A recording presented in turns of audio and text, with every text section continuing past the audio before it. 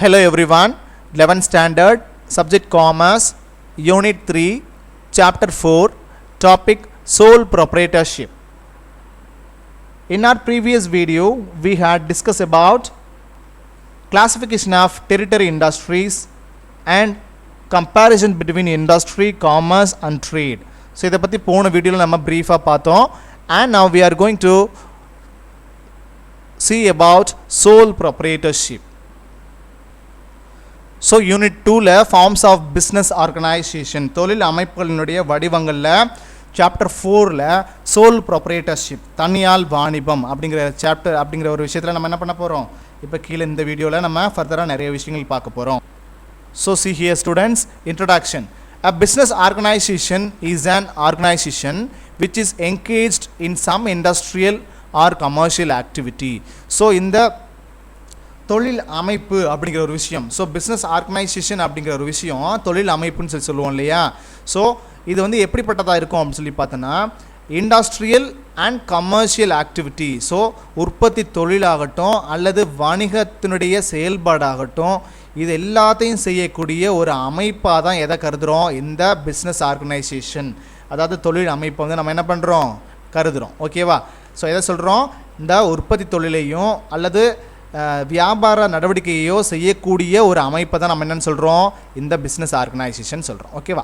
இது எதை ரெப்ரசன்ட் பண்ணுது, it represents an institutional arrangement for carrying on a kind of business activity. It may be owned and controlled by a single individual or by a group of individual. So அதே மாதிரி எதை வந்து நமக்கு வந்து பிரதிபலிக்கக்கூடிய ஒரு விஷயமா இருக்குது அப்படின்னு சொல்லி பார்த்தோம்னா எந்த ஒரு வணிக செயலை ஆகட்டும் அல்லது மேற்கொள்ளக்கூடிய நிறுவன ஏற்பாடுகளாகட்டும் இது எல்லாத்தையும் தொழில் அமைப்புகளை பிரதிபலிக்கக்கூடிய ஒரு விஷயமா இருக்குது. ஸோ தொழில் அமைப்புகளை வந்து பிரதிபலிக்கக்கூடிய ஒரு விஷயமா எது இருக்குது, ஸோ இந்த பிஸ்னஸ் ஆர்கனைசேஷன் இருக்குது. It may be owned and controlled by a single individual. So இது எப்படிப்பட்டதாக இருக்கும், இந்த பிஸ்னஸ் ஆர்கனைசேஷன் வந்து எப்படிப்பட்ட ஒரு விஷயமா இருக்குது அப்படின்னு சொல்லி பார்த்தோன்னா owned and controlled by a single individual. So ஒரு தனி நபராக இருக்கலாம் அல்லது by a group of individual, ஒரு 4-5 பேர் சேர்ந்து ஒரு பிஸ்னஸ் செய்யக்கூடிய ஒரு விஷயமா இருக்கலாம். ஸோ இப்படிலாம் தான் என்ன பண்ணுது இந்த பிஸ்னஸ் ஆர்கனைசேஷன் வந்து செயல்படக்கூடியதாக இருக்குது. ஓகேவா. Who have entered into a formal or informal agreement அல்லது இது இந்த பிஸ்னஸ் ஆர்கனைசேஷன் வந்து எப்படிப்பட்டதாக நடக்கலாம், ஸோ சட்டப்படி அது வந்து பதிவு பெற்றோ ஃபார்மலாக அல்லது பதிவு பெறாமலோ என்ன பண்ணலாம், அந்த அக்ரிமெண்ட் இல்லாமல் என்ன பண்ணலாம் நடக்கலாம். சரியா.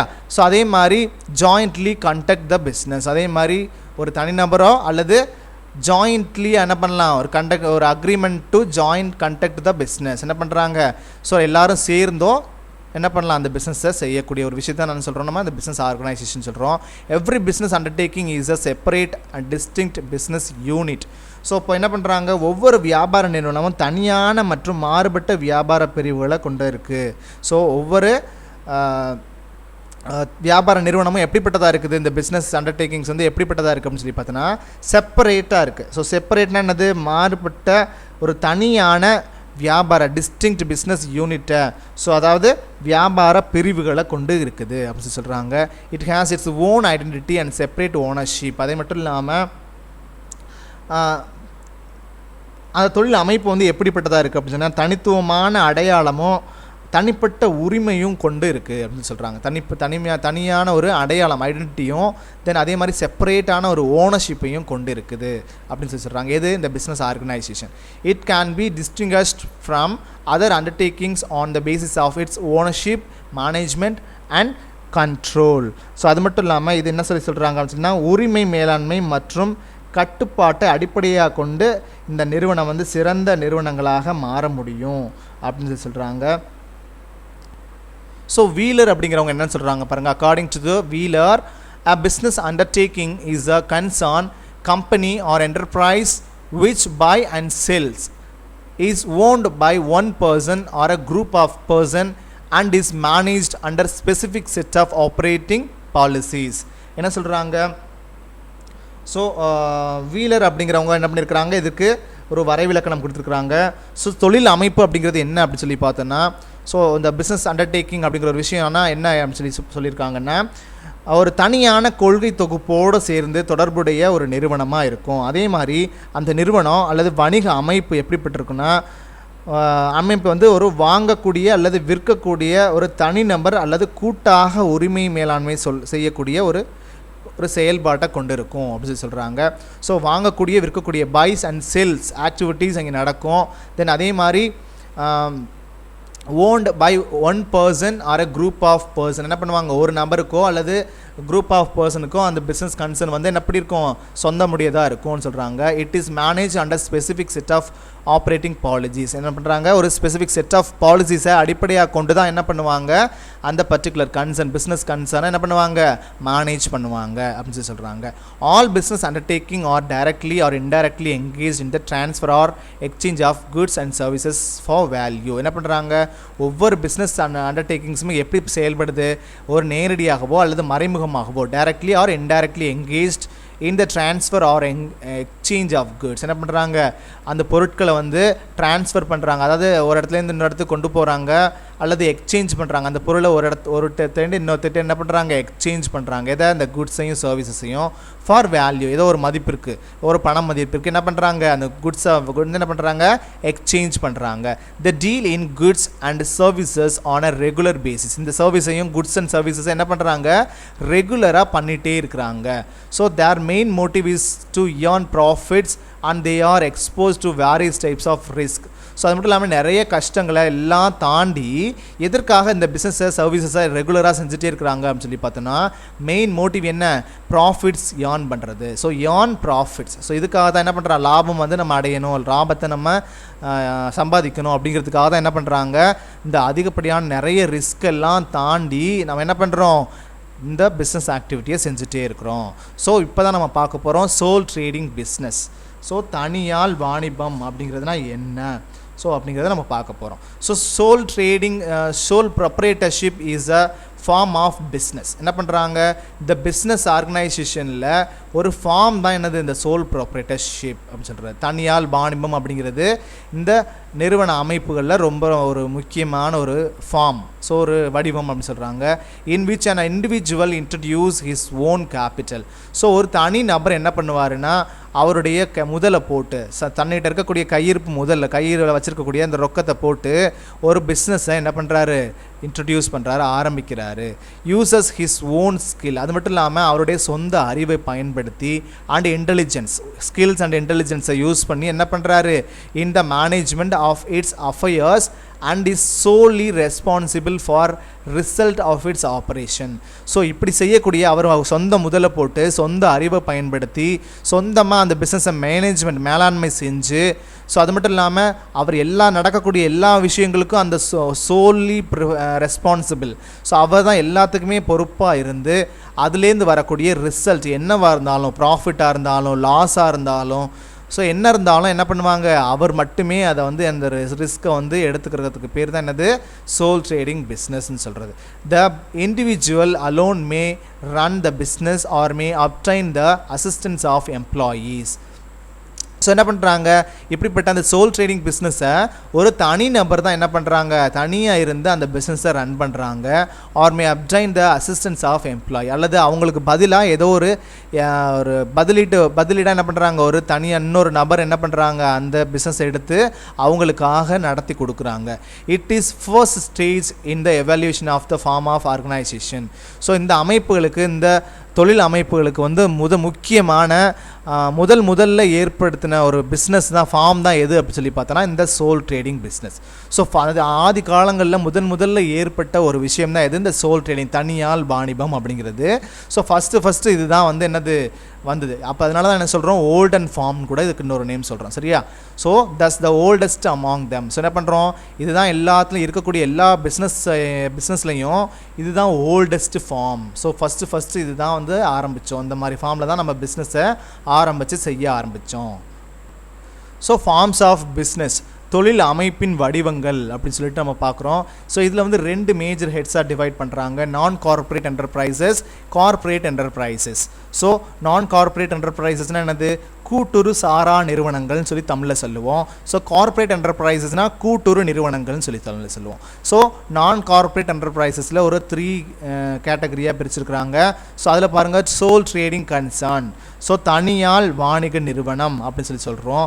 ஸோ பார்ட்னர்ஷிப் ஃபார்ம், ஸோ கூட்டாண்மை நிறுவனம் அப்படின்னு சொல்லி சொல்லுவோம். தென் join Hindu family business, Hindu கூட்டு குடும்பம் அப்படின்னு சொல்லி சொல்லுவோம் இந்த பிஸ்னஸை. சரியா? ஸோ இப்படி நான் கார்ப்பரேட் என்டர்பிரைசஸில் ஒரு 3 மேஜர் ஹெட்ஸ் இருக்குது. அதில் அடுத்ததாக பாருங்கள், கார்ப்பரேட் என்டர்பிரைசஸில் 3 விதமாக பிரிக்கிறாங்க. அதில் கவர்மெண்ட், ப்ரைவேட், கோஆப்ரேட்டிவ் அப்படின்னு சொல்லிட்டு பிரிக்கிறாங்க. ஸோ அதில் கவர்மெண்ட் வந்து எப்படிப்பட்ட இருக்குது பாருங்கள், public undertakings, public utilities. So இப்படி 2 விதமாக வந்து கவர்மெண்ட் என்டர்பிரைசஸை பிரிக்கிறாங்க. ஸோ ப்ரைவேட் என்டர்பிரைசஸை வந்து ஜாயின்ட் ஸ்டாக் கம்பெனிஸ் அப்படின்னு சொல்லிட்டு அது டிவைட் இருக்குது. தென் கோஆப்ரேட்டிவ்ஸ். ஸோ இப்படி தான் என்ன பண்ணுறாங்க, ஃபார்ம்ஸ் ஆஃப் பிஸ்னஸ் ஆர்கனைசேஷன் வந்து செயல்பட்டுருக்கு. ஸோ தொழில் அமைப்பினுடைய வடிவங்கள். ஸோ ஒவ்வொரு தொழில் அமைப்பும் இந்த மாதிரியான ஃபார்ம்ஸில் தான் என்ன பண்ணிகிட்ருக்கு, செயல்பட்டுருக்கு அப்படின்னு சொல்லி சொல்கிறாங்க. அடுத்து பாருங்கள், it is also known as individual entrepreneurship. என்ன பண்ணுறாங்க, இண்டிவிஜுவல் என்டர்பிரினர்ஷிப்னா என்ன அப்படின்னு சொல்லி பார்த்தோன்னா, ஒரு தனியால் வந்து என்ன பண்ணுறது, ஒரு தொழிலை எடுத்து செய்கிறது. ஸோ அதான் அந்த பிஸ்னஸை வந்து ஆரம்பித்து செய்கிறாங்க இல்லையா, அவங்களுக்கு பேர் தான் என்னென்னு சொல்லுவோம், என்டர்பிரினர்ஷிப் அப்படின்னு சொல்லுவோம். ஸோ இவர் வந்து தனித்துவமான ஒரு தொழில் முனைவோர் அமைப்பு அப்படின்னு சொல்லி சொல்கிறாங்க. சரியா? It to raise the required capital the individual May depend mostly on his own savings. So இப்போ அந்த ஒரு பொருளை, ஒரு பிஸ்னஸ் ஆரம்பிக்கணும் அப்படின்னு சொன்னால் அவங்களுக்கு என்ன தேவை, ரைஸ் த ரெக்யர்ட் கேபிட்டல். அவங்களுடைய முதல் தேவை, தொழில் ஆரம்பிக்க எது முக்கியம், முதல் தேவை இல்லையா? ஸோ அதற்கு இண்டிவிஜுவல் மே டிபெண்ட், யாரெல்லாம் சார்ந்திருக்காங்க ஒரு தனிநபர் அப்படின்னு சொல்லி பார்த்தோன்னா, on his own savings. So அவங்களுடைய சொந்த சேமிப்புகளை நம்பி இருப்பாங்க. ஸோ எவ்வளோ சேர்த்து வச்சுருக்காங்களோ இது வரைக்கும் அதை வந்து என்ன பண்ணுவாங்க, கேபிட்டலாக ஒரு போட்டு அதை தொழிலை ஆரம்பிக்கணும்னு நினைப்பாங்க. அல்லது ஆர்எல்ஸ் he may borrow part or whole from his friends. So அல்லது அவங்ககிட்ட இருக்கக்கூடிய சேவிங்ஸ் போக இது பத்தாது அப்படின்னு சொன்னால் அவங்களுடைய ஃப்ரெண்ட்ஸுக்கிட்ட இருந்து என்ன பண்ணுவாங்க, அந்த தேவைப்படக்கூடிய மற்ற அமௌண்ட்டை வந்து என்ன பண்ணுவாங்க, கலெக்ட் பண்ணுவாங்க. ஆர் ரிலேட்டிவ்ஸ், அல்லது இன்னும் தேவையாக இருக்குது அப்படின்னு சொன்னால் அவங்களுடைய சொந்தக்காரங்கக்கிட்ட இருந்து என்ன பண்ணுவாங்க, சம் ஃபினான்சியல் அசிஸ்டன்ஸ் வந்து கேட்பாங்க, ஹெல்ப் பண்ண சொல்லி கேட்பாங்க இல்லையா? ஸோ இப்படி தான் என்ன பண்ணுறாங்க, அந்த ஃபினான்சியல் இன்ஸ்டிடியூஷன்ஸ்டேருந்து, பேங்க்கிட்டேருந்து அல்லது சம் நிதி நிறுவனங்கள்கிட்டேருந்து என்ன பண்ணுவாங்க, கடனாக நிறைய அமௌண்ட்டை வாங்கி போட்டு அந்த ஒரு பிஸ்னஸ் ஆர்கனைசேஷனை தொடங்குவாங்க. ஸோ சோல் ட்ரேடிங்கை வந்து இப்படி தான் என்ன பண்ணுவாங்க, செய்ய ஆரம்பிப்பாங்க. The business may be started either in a portion of the proprietor's own house or in a rented premises. என்ன பண்ணுவாங்க, தன்னோட சொந்த வீட்டில் இருந்திருக்கக்கூடிய ஒரு பகுதியை அல்லது ரெண்டட் ப்ரீமிசஸ்னால் என்னது, வாடகைக்கு ஒரு வீட்டை எடுத்தோ இல்லை ஒரு ரூம் எடுத்தோ என்ன பண்ணுவோம், நம்ம இந்த மாதிரி ஒரு பிஸ்னஸ் செய்ய ஆரம்பிப்போம். ஸோ நம்மளுடைய proportion of the proprietor's own house அப்படின்னு சொன்னால் என்னது, அந்த பிஸ்னஸை செய்ய விரும்பக்கூடிய அந்த ஓனரோட ஓன் ஹவுஸில் பாதி ஒரு இடத்த வச்சு என்ன பண்ணுவாங்க, அதில் அந்த பிஸ்னஸ் ஆரம்பிப்பாங்க. அல்லது ரெண்டலுக்கு ஒரு ப்ரிமிசஸ், ஒரு இடத்த பிடிச்சி அந்த பில்டிங் வாடகை கொடுத்து என்ன பண்ணுவாங்க, அந்த தொழிலை ஆரம்பிப்பாங்க. There are no legal formalities. இதுக்குன்னு எந்த விதமான சட்டப்பூர்வமான ஒரு ஃபார்மாலிட்டிஸும் இதை நம்ம வந்து யூஸ் பண்ண போகிறதில்ல. ஏன்னா அவங்க ஒரே ஒருத்தர் தான் என்ன பண்ண போகிறாரு, அந்த பிஸ்னஸை எடுத்து நடத்த போகிறாரு. இதுக்கு எந்த விதமான சட்டப்பூர்வமான ஒரு அங்கீகாரமோ அல்லது ஒரு அக்ரிமெண்ட்டோ தேவையில்லை. சரியா? So to be formalities to be gone through except those required for a particular type of business. For example, if one wants to start restaurant has to obtain a license from health department. So என்ன பண்ணுறோம், ஒரு சில விஷயங்களுக்கு என்ன தான் தேவை, நம்ம இந்த மாதிரியான ஒரு பெர்மிஷன் வாங்கி தான் ஆகணும். ஃபார் எக்ஸாம்பிள் என்ன சொல்கிறாங்கன்னா, ஒருத்தர் வந்து ரெஸ்டாரண்ட் ஸ்டார்ட் பண்ண போகிறாரு அப்படின்னு சொல்லி சொன்னால் அதுக்குன்னு சர்டன் லைசன்ஸ் வாங்கணும். ஏன் அப்படின்னு சொன்னால் அது வந்து ரொம்ப ரொம்ப பாதுகாப்பாக செயல்படக்கூடிய ஒரு பிஸ்னஸ் இல்லையா? ஸோ ஃபுட்டில் வந்து இதுவும் நம்ம வந்து கலந்துடக்கூடாது, பாய்சனஸ் ஆகிடக்கூடாது, ஸோ நாள்பட்ட உணவை வந்து வச்சு சேல்ஸ் பண்ணிடக்கூடாது. ஸோ இப்படி நிறைய விஷயங்கள் இருக்கு இல்லையா? ஸோ அதுக்கு என்ன பண்ணணும், இந்த மாதிரி ஹெல்த் டிபார்ட்மெண்ட்டுக்கிட்ட நம்ம என்ன பண்ணணும், அல்லது முனிசிபல் கார்பரேஷன்ஸ்கிட்ட நம்ம ஒரு லைசன்ஸ் மாதிரி நம்ம என்ன பண்ணிருக்கணும், வாங்கி தான் அந்த பிஸ்னஸை நடத்த முடியும் இல்லையா? ஸோ அடுத்து பாருங்கள், definition of sole trader. So sole trader is a type of business யூனிட்னு சொல்கிறாங்க. ஸோ தனியால் வாணிபம் அப்படிங்கிறது ஒரு வியாபார அலகு அழகினுடைய ஒரு வகை அப்படின்னு சொல்லி சொல்கிறாங்க. ஸோ வியாபார அழகினுடைய ஒரு வகை அப்படின்னு சொல்லி சொல்கிறாங்க. எதை? இந்த சோல் ட்ரேடர் அப்படிங்கிறத. அல்லது where a person is solely responsible for providing a capital for bearing the risk of the enterprise and for the management of the business. So அதில் அது என்ன பண்ணுறாங்க அப்படின்னு சொல்லி பார்த்தோன்னா, அதில் ஒரு நபர் வந்து தனது சொந்த பொறுப்பில் மூலதனத்தை வந்து என்ன பண்ணுறாரு, போடுறாரு. ஸோ கேபிட்டலில் வந்து என்ன பண்ணுறாரு, அவரோட சொந்த முதலாக அவருடைய சொந்த பொறுப்பில் என்ன பண்ணுறாரு, என்ன விதமான ரிஸ்க் வந்தாலும் பியரிங் த ரிஸ்க், ஸோ என்ன விதமான ரிஸ்க் ஏற்பட்டாலும் அவரே தான் அதுக்கு ரெஸ்பான்சிபிளாக இருப்பார். Then of the enterprise and for the management of business. அது மட்டும் இல்லாமல் ஸோ அந்த பிஸ்னஸை மேனேஜ் பண்ணக்கூடிய அந்த நபராகவும் யார் தான் இருப்பார், அந்த சோல் ட்ரேடராக தான் இருப்பார். ஸோ தனியால் வாணிபராக தான் இருப்பார். ஸோ அந்த பிஸ்னஸை வந்து நடத்துறதுக்கு அந்த மேனேஜ்மெண்ட் பண்ணக்கூடிய அந்த நபராக யார் இருப்பார், சோல் ட்ரேடர் இருப்பார். அதே மாதிரி அந்த பிஸ்னஸ் யூனிட்டுக்கு தேவையான கேபிட்டலில் வந்து ப்ரொவைட் பண்ணுறது யாராக இருப்பார், அந்த பர்சன் தான். அது ஒரே ஒரு நபர், சிங்கிள் பர்சன் இருக்கார் இல்லையா, அவர் தான் அதுக்கான ரெஸ்பான்சிபிளாக இருப்பார். அதே மாதிரி அதில் ஏற்படக்கூடிய நட்டங்கள் ஆகட்டும், எந்த விதமான ரிஸ்க் ஆகட்டும், எல்லாத்துக்கும் அவர் தான் பொறுப்பாக இருப்பார். ஸோ அவர் மட்டும்தான் அந்த பிஸ்னஸையும் மேலாண்மை செய்வார். ஸோ இப்படின்னு சொல்லி யாருக்கு சொல்லியிருக்காங்க டெஃபினிஷன், சோல் ட்ரேடருக்கு சொல்லியிருக்கிறாங்க. யாருன்னா ஜேஎல் ஹன்சென் அப்படின்னு சொல்லிட்டு என்ன பண்ணியிருக்கிறாங்க, அவங்க தான் என்ன பண்ணியிருக்கிறாங்க, சோல் ட்ரேடருக்கு டெஃபினிஷன் கொடுத்துருக்குறாங்க. And sole proprietorship is that form of business organization which is owned and controlled by a single individual. He receives all the profits and risk all of his property in the success or failure of the enterprise. So இப்படி சொல்லி wheeler அப்படிங்கிறவங்க என்ன பண்ணியிருக்கிறாங்க, soul ப்ரொப்ரைட்டர்ஷிப்புக்கு, so தனியால் வாணிகம் அப்படிங்கிறதுக்கு என்ன பண்ணியிருக்கிறாங்க, ஒருத்தவங்க வீலர் அப்படிங்கிறவங்க என்ன பண்ணியிருக்காங்க, ஒரு டெஃபினேஷன் கொடுத்துருக்குறாங்க. ஸோ தனியால் வாணிகம் அப்படிங்கிறது வியாபார அமைப்பினுடைய ஒரு வடிவமும் சொல்லியிருக்காங்க. ஸோ அதே மாதிரி அது ஒரு மனிதனுக்கு வந்து சொந்தமானதும் அல்லது கட்டுப்பாட்டிற்கு உட்பட்டதுமான வியாபார அமைப்பு அப்படின்னு சொல்கிறாங்க. ஸோ ஒரே ஒருத்தருக்கு வந்து என்ன, சிங்கிள் இண்டிவிஜுவலுக்கு என்னவாக இருக்கும், அது சொந்தமாக இருக்கும். ஸோ அவங்க மட்டுமே தான் என்ன பண்ணுவாங்க, அந்த பிஸ்னஸ் ஆர்கனைசேஷனை கண்ட்ரோல் பண்ணுவாங்க. ஸோ அவங்களுடைய கண்ட்ரோலின் கீழே தான் என்ன ஆகும், அந்த ஒரு பிஸ்னஸ் வந்து ரன் ஆகும். ஸோ அவங்க தான் என்ன பண்ணுவாங்க, ஹி ரிசீவ்ஸ் ஆல் ப்ராஃபிட்ஸ், வரக்கூடிய எல்லா விதமான பலன்களையும் யார் தான் அடைவாங்க, அந்த சோல் ப்ரொப்ரைட்டர்ஷிப் தான் அடைவாங்க. அண்ட் ரிஸ்க், அதே மாதிரி அதில் வரக்கூடிய நட்டங்களாகட்டும் கஷ்டங்களாகட்டும் எல்லாத்தையும் அவர் மட்டுமே தான் அதை வந்து ஏற்றுப்பார். All of his property in the success or failure, அதில் சக்ஸஸ் ஏற்பட்டாலும் சரி, அதில் ஏதாவது ஃபெயிலியர் ஏற்பட்டாலும் சரி, அந்த என்டர்பிரைஸில் யார் தான் அதுக்கு பொறுப்பு, இந்த சோல் ப்ராப்பர்ட்டர்ஸ் தான் பொறுப்பு அப்படின்னு சொல்லி யார் சொல்கிறாங்க, இந்த வீலர் அப்படின்னு சொல்லிட்டு அவங்க டெஃபினேஷன் கொடுக்குறாங்க. ஓகேவா? ஸோ கேரக்டரிஸ்டிக்ஸ் பார்க்கலாம். So characteristics of sole trader. So ownership by one man. So இந்த சோல் ட்ரேடர்னுடைய தன்மைகள்லாம் என்னென்ன அப்படின்னு சொல்லி பார்த்தா, so ownership by one man, so ஒரு தனிநபர் உரிமை அப்படின்னு சொல்லுவோம். This is owned by single person, ஒரு தனி நபருக்கு சொந்தமான ஒரு விஷயம் தான் இது இந்த சோல் ப்ரொப்ரைட்டர்ஷிப் ஆகட்டும், சோல் ட்ரேடர் ஆகட்டும். So the sole trader contributes the required capital. என்ன பண்ணுவாங்க, இந்த சோல் ட்ரேடர் தான் என்ன பண்ணுவார், அதற்கு தேவையான பிஸ்னஸ் தேவையான கேபிட்டலை கான்ட்ரிபியூட் பண்ணுவார், வழங்குவார். He is not only the owner of the business but also manager of the entire affair. என்ன பண்ணுறாங்க, இவங்க வந்து நாட் ஓன்லி த ஓனர் மட்டும் இல்லை அந்த பிஸ்னஸுக்கு, but also manager of entire affairs. என்ன பண்ணுறாங்க, அந்த பிஸ்னஸை வந்து எல்லா மொத்தத்துக்கும் முழுமையான ஒரு மேலாளராக யார் செயல்படுறாங்க, அந்த சோல் ட்ரேடர் தான் செயல்படுறாங்க. ஸோ இதான் இந்த சோல் ட்ரேடர்னுடைய முக்கியமான ஒரு கேரக்டர். சரியா? So freedom of work and quick decision.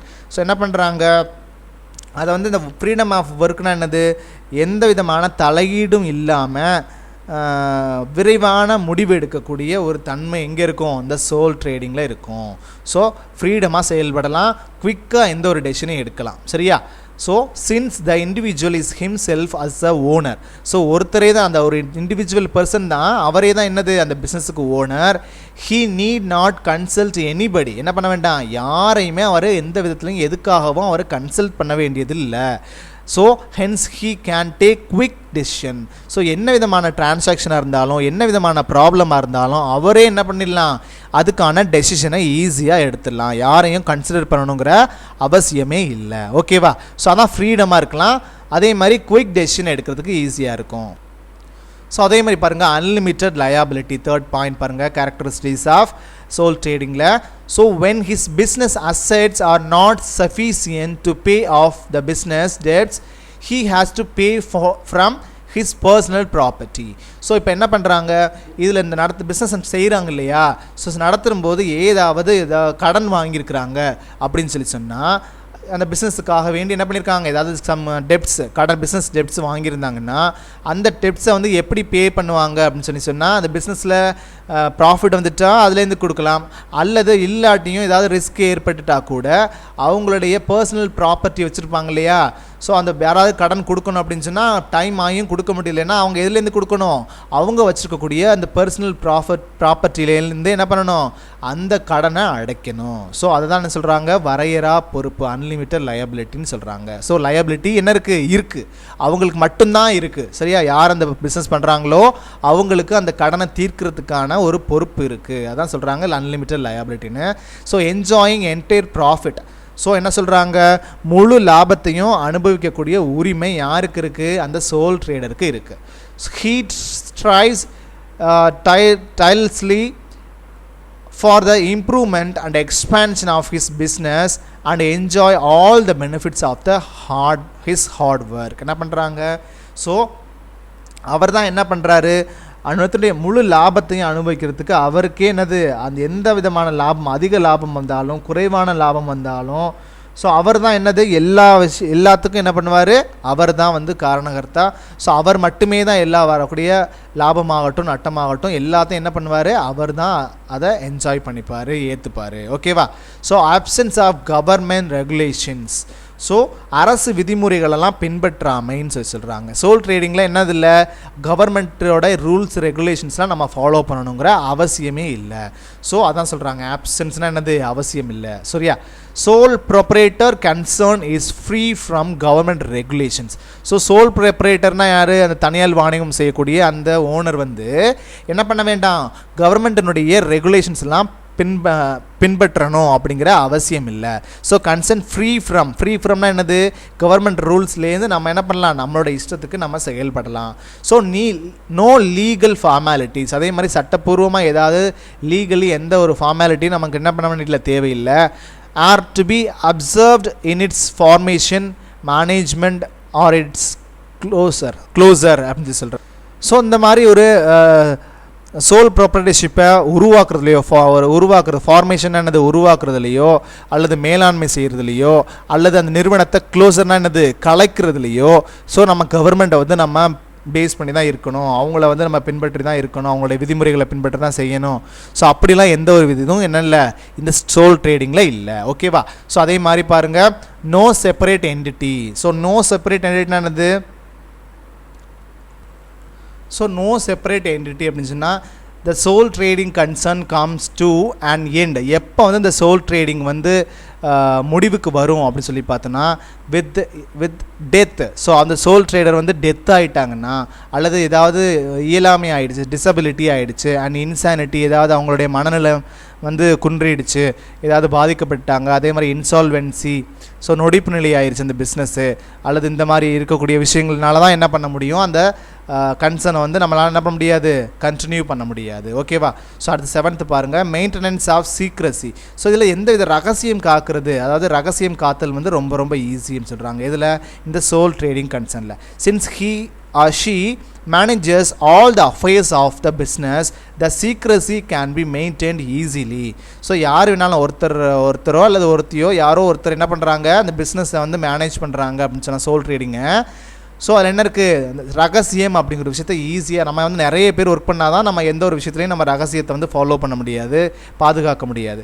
But ஒருத்தர் மட்டும் தான் அந்த பிஸ்னஸ் செய்கிறாரு அப்படிங்கிற பர்பஸ் நம்ம என்ன பண்ணலாம், ரொம்ப ஈஸியாக கவனமாக நம்ம அதில் இருக்கக்கூடிய ரகசியங்களை நமக்குள்ளேயே வச்சுட்டு பாதுகாத்துக்கிற முடியும்.